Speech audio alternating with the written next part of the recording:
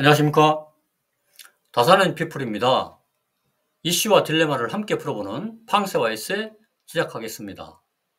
중국이 서해를 넘보고 있습니다. 서해를 지네들 안방처럼 넘나들고 있습니다. 국제 질서를 무시하면서 서해를 앞마당처럼 쓰려고 떼쓰고 있는 것이죠. 중국이 동북공정에 이어서 서해공정을 시작한 것으로 보입니다. 고조선과 고구려를 지네들 영토라고 궤변을 늘어놓더니 이제는 이어도마저도 지네들 것이라고 우기고 있어서 경각심과 함께 강력한 대응이 필요할 것으로 보입니다. 중국이 한국과 중국의 서해 배타적 경제 수역이 겹치는 한중 잠정 조치 수역에 철제 구조물을 설치한 것은 전형적인 해양 영토를 확장하기 위한 계획된 수법입니다. 중국은 이런 꼼수로 남중국해에서 베트남, 필리핀, 인도네시아 등과 해양 영토 확장을 위한 갈등을 빚고 있습니다. 중국 지도자들은 덩샤오핑에서 장점인 후진타오, 시진핑에 이르기까지 중국의 꿈이라는 중국몽이 바다에 있음을 뼈저리게 느꼈습니다. 정치적인 이유 외에도 태평양을 확보하려는 것, 그것이 대만을 침공하려는 이유이기도 합니다.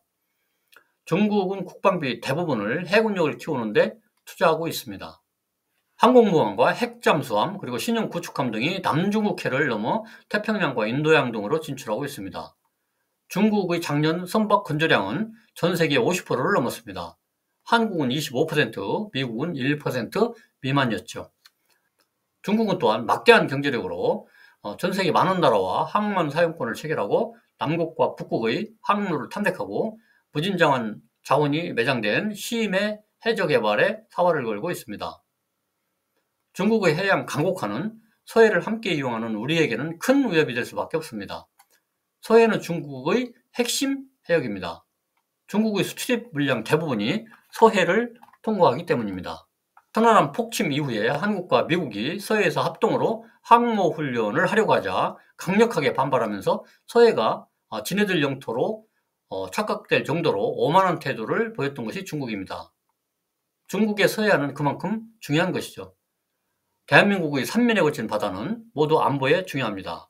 그러나 특히 서해는 더욱 중요한 해역입니다.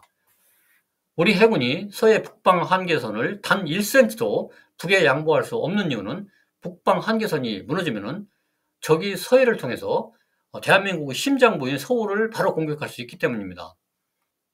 서해는 그만큼 국가의 생존이 걸려있는 중요한 바다입니다. 그런데 중국은 앞으로도 서해에서 주인 행세를 하려고 할 것입니다. 중국 군함의 우리 관할 해역 불법 진입 횟수는 2017년에 110회였었는데 2018년에는 230회로 2배 이상 급증했습니다. 그 이후에도 계속 증가하면서 2019년에는 290회, 2023년에는 360회나 됐습니다. 바다에 이어서 하늘도 무단으로 진입하고 있습니다. 최근 5년 동안 중국의 전투기와 폭격기 등 군용기가 우리 군의 사전 통보도 없이 430회나 한국의 방공 식별구역에 진입한 것으로 확인됐습니다. 최근에는 최첨단 무인기도 무단으로 진입시키고 있습니다.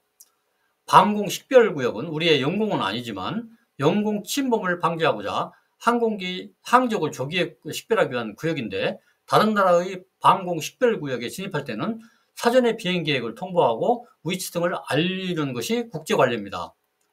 국제관례든 뭐든 그냥 무시하고 지네들 하고 싶은 대로 하는 것이 중국입니다. 대한민국 정부는 단호하게 대응해야 합니다. 서해 잠정 조치 수역에 설치된 철제 구조물 철거를 강력하게 요청하고 옮기지 않으면 맞대응해서 우리도 설치를 해야 합니다. 미적지근하게 넘어갈 사안이 아닙니다. 중국은 역사적으로 봤을 때 약자에게는 한없이 무자비하고 강자에게는 함부로 못하는 그런 나라입니다. 정부가 중국에 저 자세로 나가면 안 되는 이유입니다. 중국이 대국이라고 아부하면서 쉐시하면 중국에 먹히는 것입니다. 도둑놈이 내 집안에 불법적으로 들어와서 휘젓고 다녀도 찍소리를 못한다는 게 될 법한 일입니까?